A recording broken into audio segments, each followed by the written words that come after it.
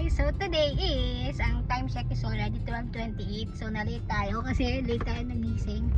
Pero kanina nasundo na hatid na natin siya. Say hi daw. So ngayon naman is susunduin na natin siya. Mag-half day siya sa school.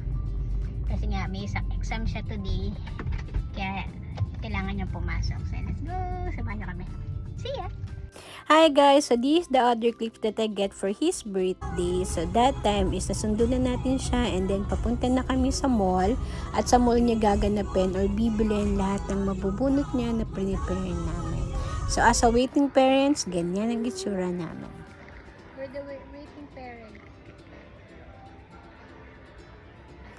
Alam nyo guys, pag may magbe-birthday talaga sa amin is one of our routines talaga is manonood din sine, kakain sa labas, mag-church.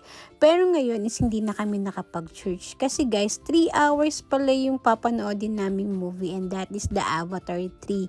Guys, panoodin nyo with the family and with your loved ones is worth it yung movie. Alam nyo ba, first time Avatar movie ko siya pero hindi ako naboringan. And take note, first time ni Jason hindi makatulog sa loob ng 3 hours sa sinihan. So, ganun siya kaganda. Kaya panoodin nyo siya with the family. Worth to watch. So, after that is gabi na kami natapos manood ng sine. Nag-dinner kami sa labas. So, ayan yung kinain namin. That is Papa John's Barbecue. And pauwi na kami. 9 PM na kami natapos sa lahat ng ginawa namin. So, thank you God for this day. Thank you po sa blessings. At na-celebrate po namin yung birthday ng aming anak. Ang ramdaman namin siya na grateful naman siya at natuwa naman siya. So, thank you God.